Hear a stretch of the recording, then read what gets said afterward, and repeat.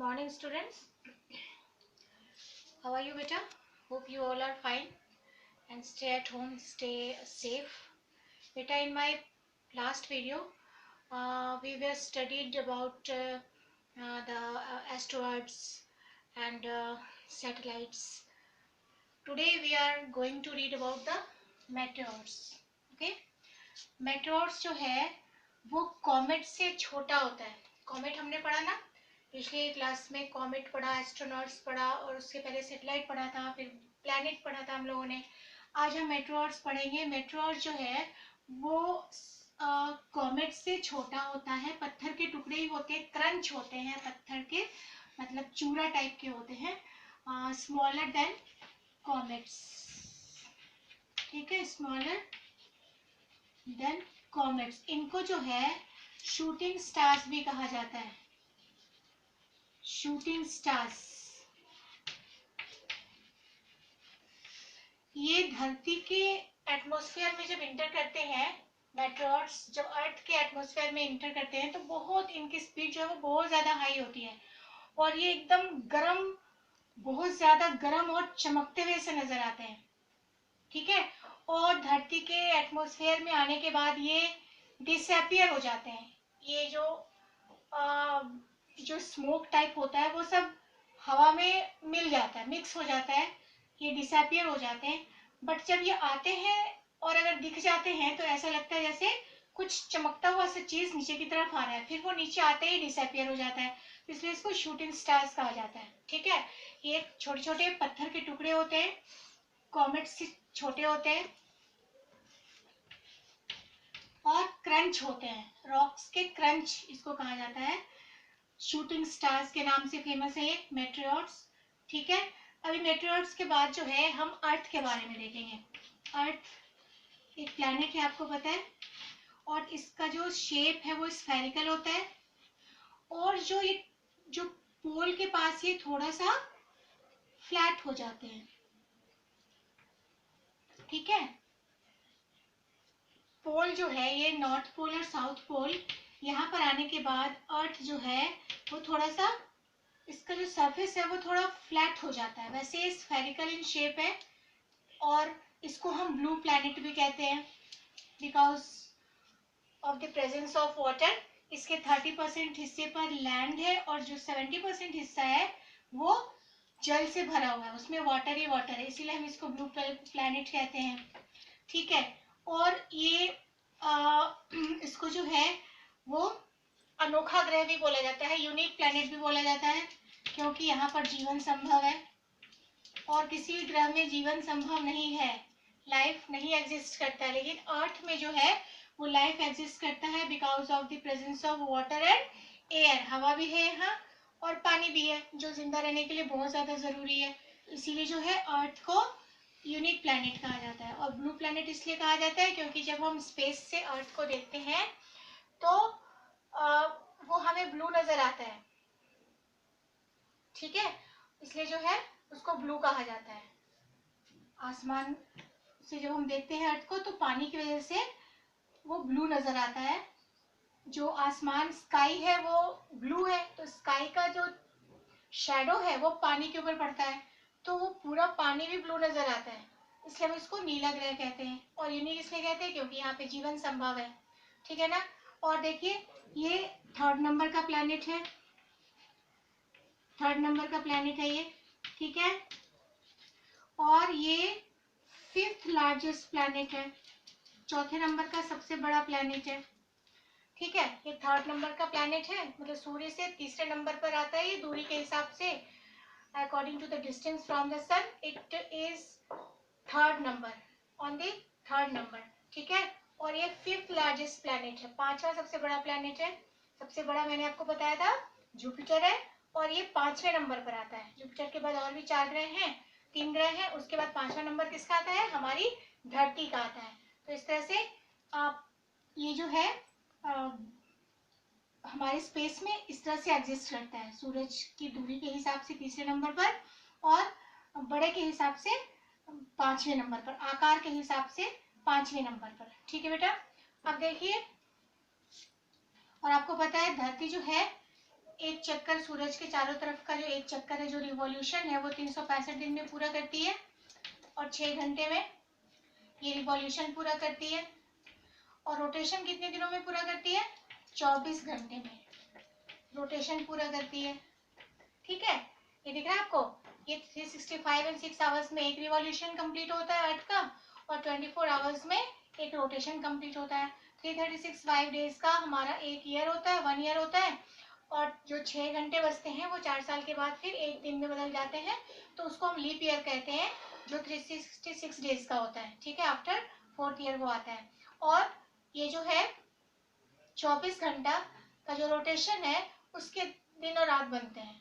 पूरे 24 घंटे का दिन और रात होता है। तो इस तरह से हमारे अर्थ के बारे में था। अब हम थोड़ा सा देखेंगे मून के बारे में। मून यानी आप सबको पता है चंद्रमा, ठीक है। देखेंगे मून के बारे में देखेंगे, ठीक है ना। मून आपको पता है अर्थ का सैटेलाइट है, ये नेचुरल सैटेलाइट ऑफ अर्थ। ये तो आपको पता ही है, पहले बता रखा है मैंने, natural satellite of the earth. Okay, of the earth. ये अर्थ से कितनी दूरी पर है? 3,85,000 kilometres away from the earth. ये धरती से 3,85,000 किलोमीटर की दूरी पर है, ठीक है। और आपको पता ही है ये सैटेलाइट है, तो इसके पास अपनी रोशनी नहीं है, अपना हीट नहीं है, अपनी लाइट नहीं है। तो ये अर्थ, ये जो है सन के लाइट को रिफ्लेक्ट करता है और फिर चमकता है, ठीक है ना। ये सन का लाइट लेकर के चमकता है। तो धरती पर जो है इसकी लाइट 1.3 सेकेंड्स में पहुंचती है। पहले ये सन से अर्थ और ये लाइट और हीट लेता है जो मून है, और अर्थ पर 1.3 सेकेंड में ये जो है अर्थ जो है इसकी लाइट को रिसीव करती है। मतलब अर्थ पर मून की लाइट को पहुंचने में 1.3 सेकेंड्स लगता है,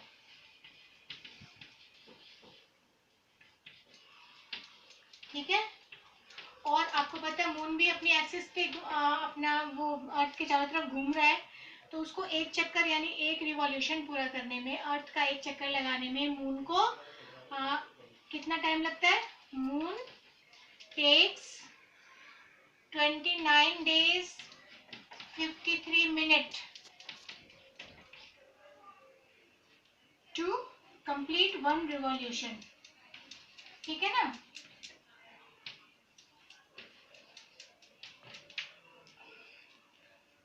वन रिवॉल्यूशन।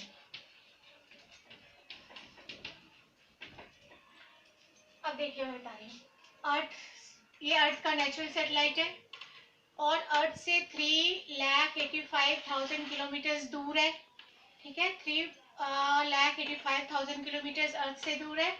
और ये इसके पास अपनी हीट एंड लाइट नहीं है, तो ये सन के हीट एंड लाइट से चमकता है, रिफ्लेक्ट करता है सन की हीट एंड लाइट को। और धरती पर इसकी लाइट को पहुंचने में 1.3 सेकेंड्स लगता है, ठीक है ना।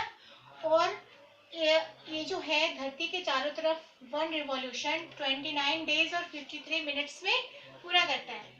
बात आ रही है समझ में? अब जो है मून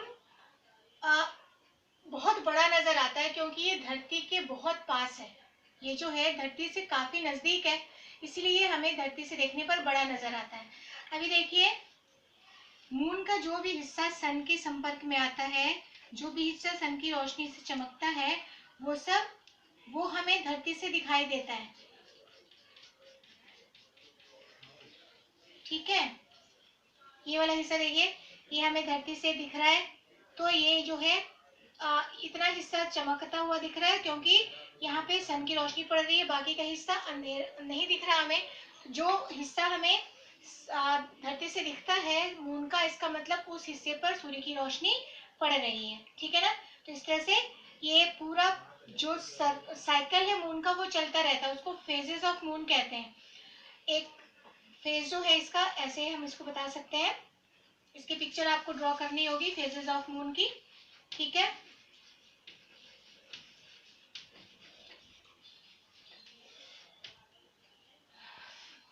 फेजेस ऑफ मून, बेटा ये अर्थ है, ठीक है ना, अर्थ से हम मून को देख रहे हैं। ये मून है, ये फुल मून है, क्योंकि हमें पूरा चांद दिख रहा है, ठीक है ना। उसके बाद फिर थोड़ा थोड़ा हिस्सा जो है वो ढकने लग जाता है।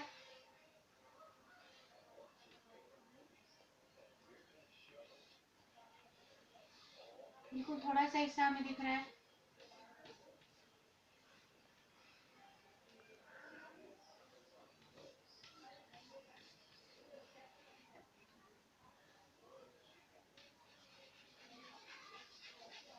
ये जो शेडेड हिस्सा है वो ब्लैक है, वो हमें नहीं दिख रहा, ठीक है ना। जो बिना शेडेड हिस्सा है वो हमें दिख रहा है। तो इसमें थोड़ा सा हिस्सा हमें दिख रहा है, बाकी सारा शेडेड हो गया। ये देखिए, केवल ये वाला हिस्सा हमें दिख रहा है जो शेडेड नहीं है। अब ये वाला जो है ये पूरा शेडेड हो गया, यानी कि ये न्यू मून हो जाएगा। फिर ऐसे ही इसके बाद हमें थोड़ा सा हिस्सा दिखेगा, फिर बाकी का हिस्सा नहीं दिखेगा। फिर दिखने वाला हिस्सा जो है वो बढ़ता जाएगा, ऐसे ये दिखने वाला हिस्सा बढ़ता गया।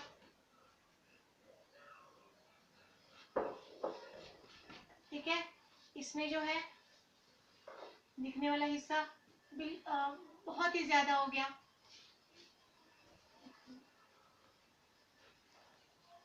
ऐसे करते करते ये पूरा फुल मून हो गया। तो ये फेजेस ऑफ मून है, धरती से हम देख रहे हैं। एक बार पूरा चांद हमें दिखा, इसमें कहीं भी कोई कालापन हमें नजर नहीं आ रहा। उसके बाद फिर थोड़ा सा छिप गया चांद, थोड़ा सा हमें नजर आया। फिर बहुत ज्यादा छिप गया, बिल्कुल थोड़ा सा नजर आया। फिर इसमें भी बहुत ज्यादा चांद हमें छिपा हुआ नजर आ रहा है, और बिल्कुल थोड़ी सी, बिल्कुल ऐसे करके एक धारी सी नजर आ रही है चांद की। फिर हमारे पास पूरा ही फुल मून, ये न्यू मून हो गया, मतलब पूरा ही ब्लैक हो गया चंद्रमा, जिसको अमावस कहते हैं। हिंदी में इसको हम अमावस कहते हैं ना, जब पूरा चांद छिप जाता है और पूरी अंधेरी रात हो जाती है। और फुल मून मतलब होता है पूर्णिमा, जब पूरी चांद हमें नजर आती है ना आसमान पे, तो वो पूर्णिमा होता है, ठीक है ना। ये देखिए,